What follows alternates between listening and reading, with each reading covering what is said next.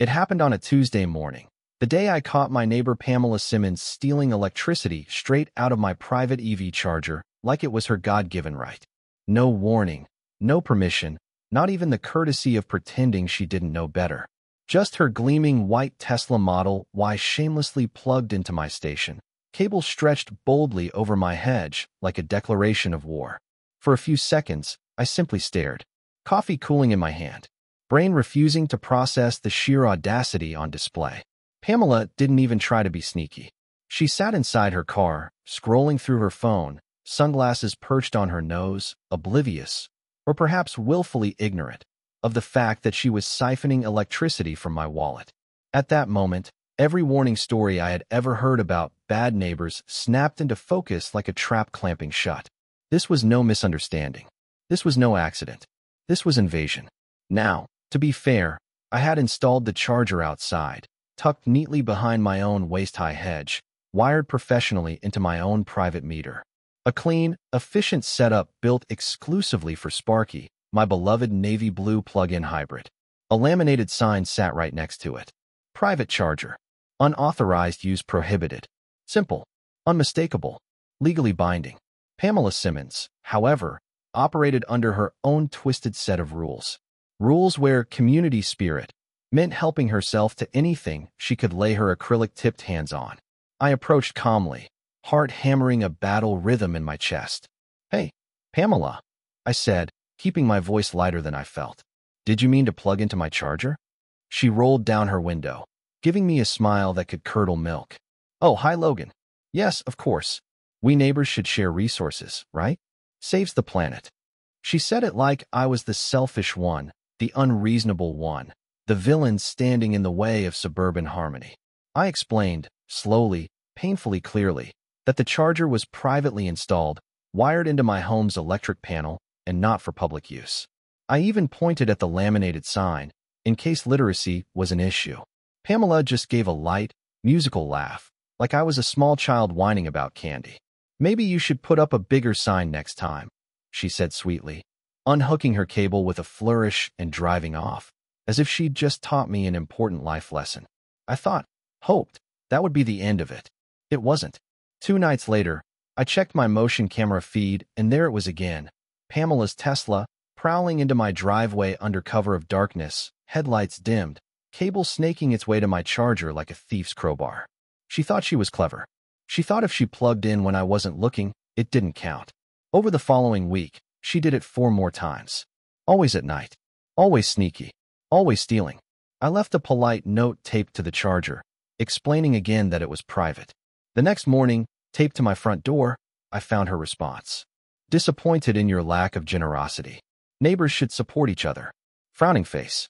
The HOA, naturally, did nothing. When I called to complain, they mumbled something about personal disputes and told me to resolve it amicably. Right. Because amicably had worked so well so far.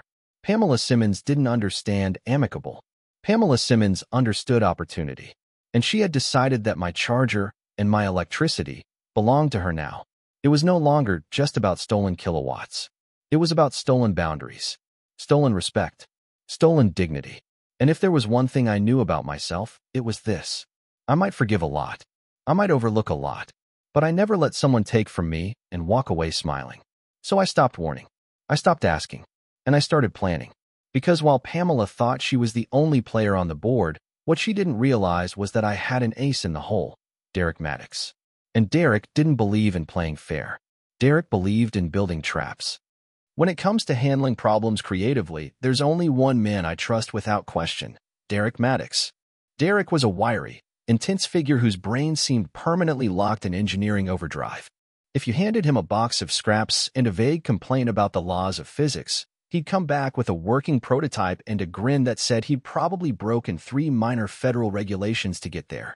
I explained the situation to him over a late-night call, laying out Pamela's habitual theft and the HOA's complete disinterest. Derek didn't ask why I hadn't already called the cops. He didn't need to.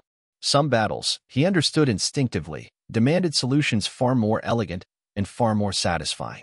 By the next afternoon, we had a plan. Standing in my cluttered garage, surrounded by old motorcycle parts and a rusted drill press, We mapped out the design for what Derek gleefully termed Operation Power Reclamation. The charger setup had to appear untouched. Any obvious sabotage would just tip Pamela off. No, it had to be invisible, subtle, psychological. The heart of the plan was a hidden switch embedded behind the shelf in my garage. In its normal position, the charger would function perfectly, feeding Sparky the electricity she needed. But with one flip, the current would reverse, or rather, appear to reverse, so that any unauthorized vehicle plugging in would slowly bleed its battery into a secondary system, a discrete bank of lithium-ion batteries tucked behind fake storage boxes. It wasn't true bidirectional charging. Tesla didn't allow that. But Derek, mad genius that he was, didn't let that stop him. He wired a clever circuit trick that fooled the car into believing it was charging even as a trickle of its stored energy seeped away into my reserve system. We installed a dummy indicator light, one that stayed green and blinking no matter which mode the system was in. As Derek called it, emotional camouflage. It took 2 days of soldering, testing, adjusting. Derek's laughter filled the garage as sparks flew, tools clattered, and the air grew thick with the metallic tang of possibility. Somewhere deep inside, I felt a giddy surge of anticipation. We were building a trap not just for Pamela's car, but for her pride. And pride, I had learned, was a far more vulnerable fuel source than electricity. Once the system was ready, I printed a new laminated sign, bolder than the first. Private charger, do not use without permission. Unauthorized use may lead to unexpected results. The font was large enough to be read from the sidewalk. The words were carefully chosen, ominous but technically non-threatening. I posted it right next to the charger and even polished the cable connector so it gleamed invitingly. Then we waited. 2 nights later, just past 11 p.m., my motion sensor chimed softly. I muted the TV and pulled up the feed. There she was, Pamela's Tesla, gliding into my driveway like a ghost ship docking at a stolen port. She hesitated briefly at the sight of the news sign, reading it under the dim glow of her headlights. I saw the smirk form on her face even through the grainy camera feed. She plugged in. The charger light blinked green. Everything looked normal. She climbed back into her seat, pulled out her phone, and began scrolling, completely at ease. In the garage, my hand hovered over the hidden switch. One flip. One tiny movement. Click. Drain mode, active. In the quiet darkness, I watched the external meter Derek had rigged begin its slow, delicious climb. The hidden batteries behind the fake shelf stirred to life, absorbing the Tesla's bounty at a leisurely pace. 0.5 kilowatt-hours. 1.2 kilowatt-hours. 2.3 kilowatt-hours. I sat back in my chair, feeling a satisfaction deeper than any petty revenge fantasy could offer. This wasn't just about recovering a few dollars worth of power. It was about restoring a principle. Pamela had built a fantasy where rules were optional and other people's property was hers to commandeer. Tonight, reality wrote her an invoice. By the time Pamela unplugged and drove off at dawn, her Tesla had lost more charge than it had gained. The next day, she prowled around her driveway with a puzzled expression, poking at her car's charging port like it had personally betrayed her. Her body language radiated confusion, suspicion, and just a faint flicker of unease. And still, she didn't stop. 2 nights later, she returned, determined to prove that whatever had gone wrong before was a fluke. Again, she plugged in. Again, I flipped the switch. This time, Derek's second upgrade kicked in, a real-time energy meter connected to my phone, logging every watt-hour she so generously donated to my backup system. 3.4 kilowatt-hours. Enough to power my garage lights for a week. Enough to power my pettiness for a lifetime. Watching the numbers tick upward was like sipping the finest whiskey after a long, brutal day. Pamela remained oblivious. She trusted the blinking green light. She trusted her assumption that her actions would never have consequences. That was her mistake. People like Pamela always underestimated quiet stubbornness. They mistook politeness for weakness. But I wasn't polite anymore. I was patient. And patience, I knew, could build empires or spring traps. It didn't take long before Pamela began to notice that something was wrong. The signs were subtle at first. A confused squint at her Tesla's dashboard when the estimated range dipped lower than expected. A frown as she juggled her shopping bags, trying to figure out why her precious eco-chariot seemed thirstier than usual. But denial is a powerful thing, especially for someone like Pamela, whose belief in her own infallibility was as unshakable as concrete. She must have convinced herself it was a calibration issue, or a fault with the battery management software. Anything, anything, except the truth.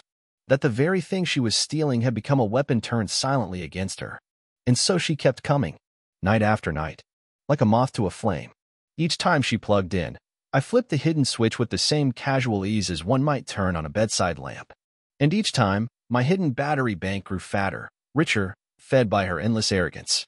By the end of the first week, I had logged nearly 11 kilowatt hours of donated energy.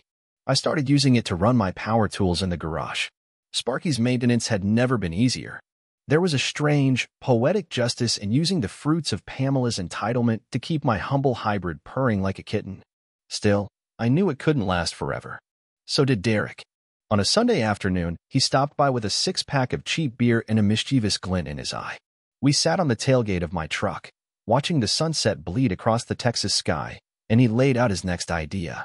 Visual feedback, he said simply. Pamela had ignored the signs. She had trusted the steady green light of the charger like a fool trusts a fake lighthouse. What if we made the charger behave differently when in drain mode? Not enough to alert anyone to observe it.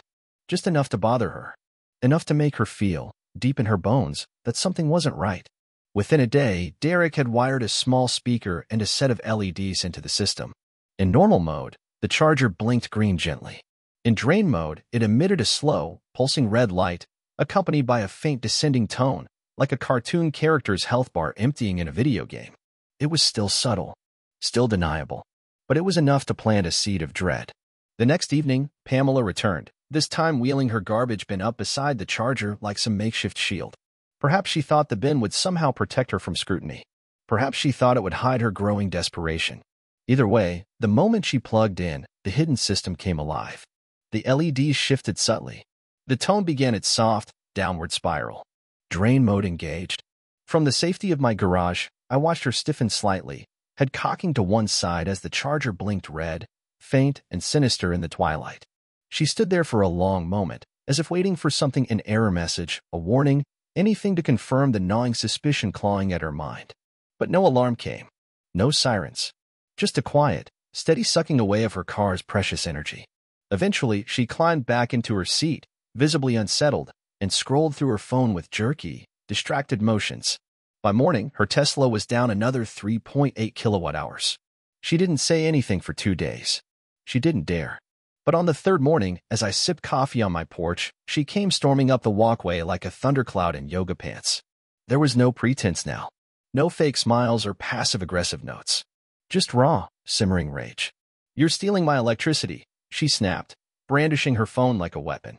I looked up from my coffee, feigning mild surprise. "Your electricity?" I repeated. "My car. It's losing power when I charge it here. I took it to the Tesla service center. They said someone's tampering with it." Her voice rose higher and higher, drawing curious glances from a few neighbors peeking through blinds. I stood slowly, careful to project calm authority. "You mean the private charger on my property? The one clearly marked with warning signs?" Her face flushed a mottled pink. "That doesn't give you the right to sabotage my vehicle." I tilted my head thoughtfully. "Did you have permission to use it?" She opened her mouth, closed it again. For the first time, uncertainty flickered across her features. "That's not the point," she spat finally. "It was the point. It was the only point. And she knew it. Desperation makes people reckless. Pamela was no exception. "I'm calling the police," she declared, spinning on her heel and storming back toward her house. I didn't argue. I didn't plead. I simply waved cheerfully and went inside to pull up my security footage. I wasn't worried. Because if there's one thing I had learned in life, it was that receipts beat rage every time. The police cruiser rolled into the cul-de-sac less than 20 minutes later, tires crunching softly over the sun-baked asphalt. From the window of my living room, I watched Pamela pace her front yard like a caged animal, gesturing wildly toward my house and brandishing her phone as though it were a smoking gun. She spotted the cruiser, practically sprinted toward it, and launched into a tirade so animated it would have made a Broadway director weep with pride. I didn't rush outside. I wanted the scene to breathe, to marinate. I took my time gathering the essentials, a neatly organized folder containing printed screenshots from my security cameras, copies of the laminated warning signs, and a written statement detailing the timeline of her offenses. I even threw in a flash drive with video footage for good measure. By the time I stepped onto my porch, Officer Daniels was already trying to calm Pamela down. He was a tall, middle-aged man with a receding hairline and the kind of perpetual tiredness in his eyes that only came from dealing with suburban disputes on a daily basis. He turned toward me with a resigned look that said, "Another day, another HOA disaster." I walked down the steps slowly, folder tucked under one arm. "Morning, officer," I said smoothly. Daniels gave a polite nod. "Afternoon, technically. You Logan Carter?" "That's me." He flipped open his notebook, pen tapping against the page. "Your neighbor here claims you're siphoning electricity from her car?" The absurdity of the accusation almost made me laugh out loud, but I kept my face professionally blank. I gestured toward the folder. "If I may?" Daniels accepted the materials with a small grunt of gratitude. As he flipped through the evidence, his eyebrows climbed steadily higher. Pamela hovered behind him, vibrating with barely contained fury, hissing under her breath about sabotage and energy terrorism. Daniels finished skimming the documents, glanced at the laminated photos of the charger, then turned toward her with the heavy, weary patience of a man about to deliver bad news. "Ma'am, these signs are clear," he said. "This is private property. Unauthorized use is prohibited, and the footage shows you plugging into it on multiple occasions without permission." Pamela's mouth opened, closed, opened again. She looked like a fish gasping for air on a sun-baked dock. "I thought it was public," she blurted finally. Her voice cracked just slightly, the first visible fracture in her previously unshakable bravado. Daniels gave a slow, almost sympathetic shake of his head. "Doesn't work that way, especially after being told otherwise. You're trespassing when you use someone's private property without permission." The weight of those words seemed to physically hit her. Her shoulders sagged slightly, her face flushing deeper red. For a heartbeat, I thought she might finally apologize, admit defeat. Instead, she pivoted to the classic final move of the entitled escalation. "I'm filing a complaint," she barked. "I'm contacting the HOA and getting him sanctioned for operating an illegal energy system." Daniels raised one eyebrow, unimpressed. "Ma'am," he said slowly, "your neighbor has full documentation of his installation. There's no code violation. There's no criminal offense on his part. If anything, you could be charged with unauthorized use of property." Pamela recoiled as though struck. "And," Daniels continued, almost kindly, "I'd recommend you avoid further interaction with his charger." Pamela didn't respond. She simply turned on her heel, stiff-legged, and marched back toward her house without another word. I watched her go, feeling a strange mixture of triumph and pity. Pamela had built her life around the certainty that she was always right, always justified. Now that foundation had cracked, and it wasn't over. Not yet. That night, as the cicadas buzzed in the humid dark, Pamela struck again. She waited until nearly 2 a.m., creeping down the street in her Tesla like a thief in a heist movie gone horribly wrong. From the garage camera feed, I saw her lean out of the driver's side window, hoodie pulled low over her forehead, and hurriedly jam the charger cable into the port. She barely looked at the sign this time. Maybe she thought the police visit had somehow erased her previous sins. Maybe she thought I'd disabled the trap out of fear. She was wrong. I was waiting, coffee in hand, finger poised lightly over the hidden switch. The moment her cable clicked into place, I flipped drain mode back on with the same casual ease one might flip a porch light. The modified charger blinked red. The descending tone sounded quietly. From my garage, I watched Pamela's silhouette in the driver's seat tense, then slump. By dawn, her Tesla was stone dead. The next morning was a masterpiece of suburban theater. Pamela stood in her driveway, hair frizzed from the damp air, gesturing furiously into her phone. A tow truck arrived, its driver wearing an expression of grim endurance that spoke of too many years hauling broken dreams out of driveways. Pamela tried everything, opening the car manually, shouting into the void, even attempting to physically push the massive vehicle into position. It was a slow, agonizing process. Inch by inch, she shoved the dead Tesla closer to her garage like a tragic figure from some Greek myth about hubris and electric vehicles. Neighbors watched from behind curtains. Some pretended to water already drenched lawns. A few shook their heads in silent, savage glee. I stayed on my porch, sipping coffee, offering no assistance. Justice, when properly brewed, tasted sweeter than any sugar. And Pamela, queen of the cul-de-sac, was discovering that when you steal from someone enough times, eventually, the bill comes due. If Pamela had learned anything from her public defeat, she didn't show it. Instead of retreating quietly into whatever bubble of self-importance she floated in, she doubled down, as only the truly entitled can.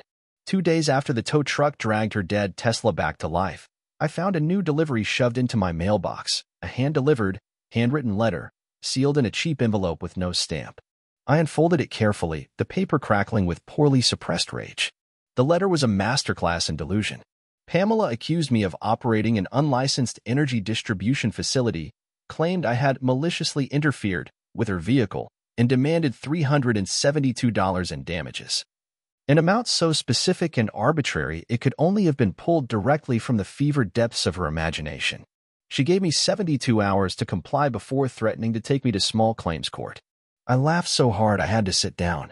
Then, still chuckling, I forwarded a copy of the letter to Sarah Patterson, an old college friend turned real estate attorney who specialized in property disputes and, conveniently, had a wicked sense of humor.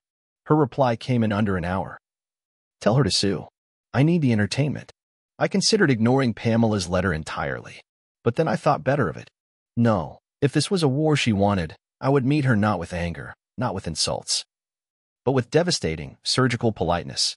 I typed my response neatly, double-spaced, signed in blue ink for an extra flourish of officialdom. Dear Miss Simmons, thank you for your recent correspondence. While I appreciate your creativity, I must politely decline your request for payment. As stated by multiple warning signs, your use of the charger was unauthorized. Furthermore, I have substantial video evidence, witness testimony, and police reports documenting your repeated trespass. Should you wish to pursue legal action, I would be delighted to present this evidence in court. Warm regards, Logan Carter. I sealed the letter back into her original envelope and dropped it onto her porch with the casual indifference one might show toward returning an unwanted magazine subscription. For 2 blissful days, there was silence. No angry knocking. No late-night incursions. No new passive-aggressive notes. I began to think perhaps Pamela had finally accepted reality. I was wrong. On the 3rd morning, a new twist arrived. A formal notice from the HOA board. Pamela had filed an official complaint against me. The complaint was a beautiful piece of fiction. She accused me of creating a hostile environment for electric vehicle owners, of operating an experimental energy device without HOA approval, and, most hilariously, of sabotaging communal spirit. Because apparently refusing to let her steal from me was now an act of anti-community terrorism. Under the HOA charter, an official complaint triggered a mandatory review meeting. Both parties had to attend. Evidence could be presented. The board would issue a decision. I RSVP'd immediately. If Pamela thought a boardroom of retired engineers, accountants, and semi-retired lawyers was going to sympathize with her sob story, she was about to be severely disappointed. I prepared carefully. Printed security camera still showing every unauthorized plug-in. Video clips neatly timestamped. A copy of the laminated sign installed next to the charger. A log of kilowatt-hours drained during each incident.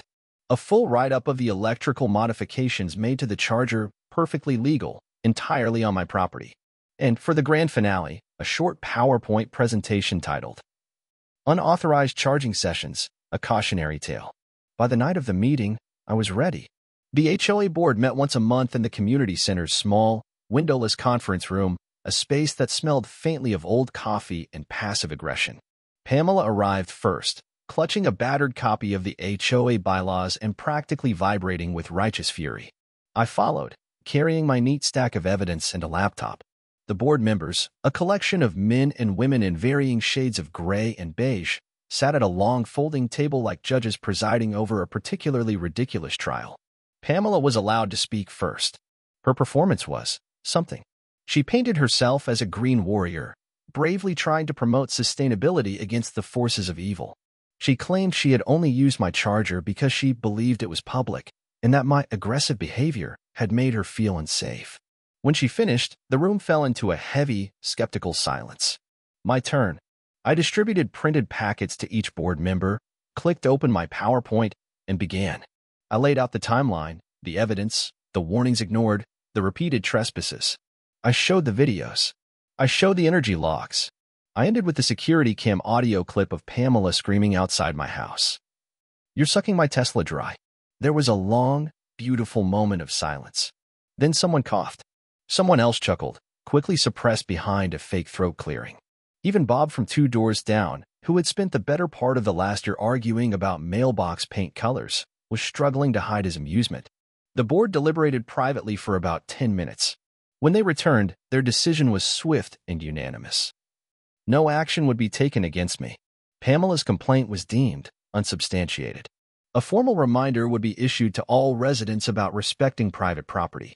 And then, the cherry on top. They thanked me for my thorough and professional documentation.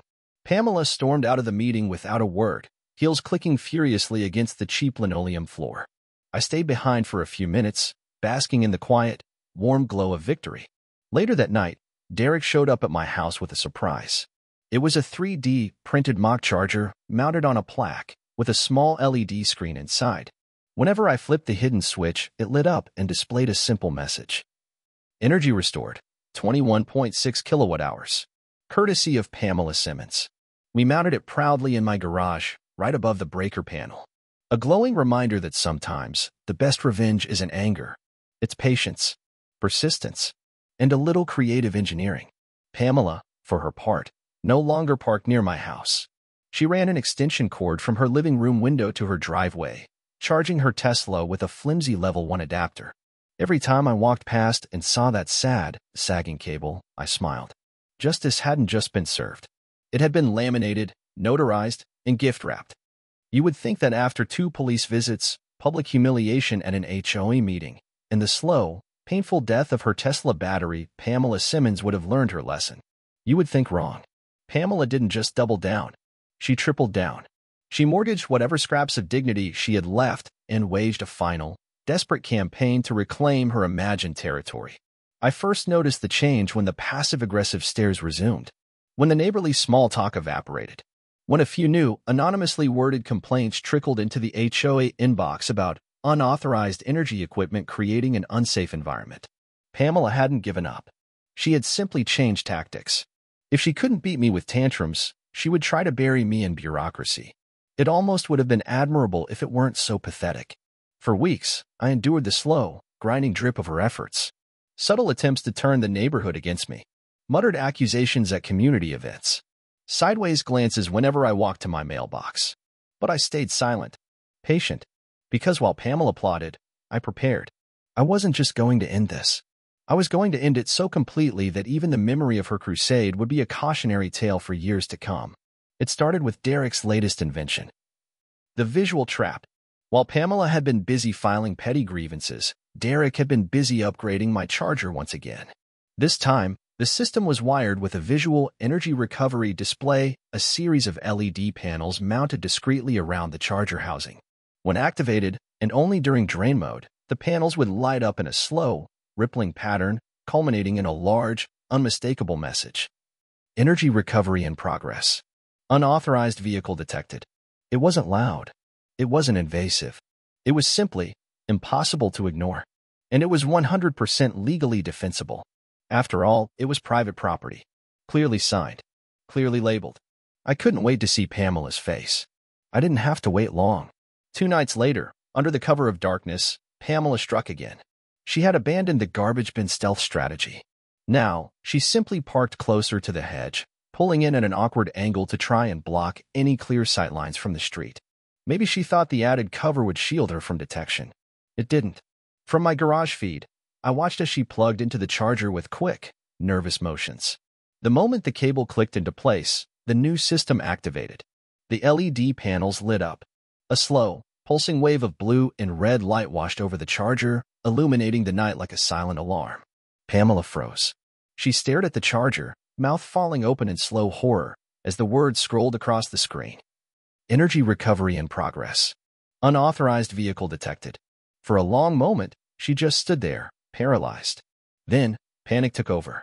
She yanked the cable free so hard it nearly whipped back and hit her. She fumbled with her keys, bolted into her Tesla, and screeched out of my driveway like a bat out of hell. From the corner of my garage window, I watched her taillights disappear into the night, leaving only the quiet, glowing charger behind, still blinking its calm, accusatory message to an empty street. The next morning, Pamela's house was quiet. Too quiet. No jogs around the block. No carefully staged gardening sessions by the mailbox. No passive-aggressive glares across the cul-de-sac. Just a closed garage door and the heavy, palpable silence of someone who knew she had finally lost. The HOA didn't hear from her again. The anonymous complaint stopped. Neighbors who had once side-eyed me now smiled, chuckled, even asked questions about setting up private chargers of their own. In the end, Pamela hadn't just failed to bring me down. She had elevated me, unintentionally, into something of a neighborhood folk hero. Derek, ever the artist, installed one final addition to my garage setup. A small glass case, mounted proudly above the breaker panel, containing the original laminated private charger sign, the one Pamela had ignored so many times. Beneath it, a brass plaque engraved with the words, "In memory of boundaries ignored. 2025. Every time I flipped the hidden switch, the system chirped happily, a soft, satisfying beep of victory. Pamela, meanwhile, installed a level 1 wall outlet in her garage. Her Tesla now charged at a snail's pace, a slow trickle of electrons that took nearly 2 days to reach a full battery. Sometimes, when I passed her house on the way to the store, I caught a glimpse of her through the window, hunched over her phone, frustration radiating from her like heat waves off asphalt. I never waved. I never gloated. I just smiled quietly to myself and kept walking. Because in the end, the greatest victories aren't the ones shouted from rooftops. They're the ones laminated, wired into a garage wall, and remembered every time the power hums gently to life. Fully charged. Fully defended. Fully at peace.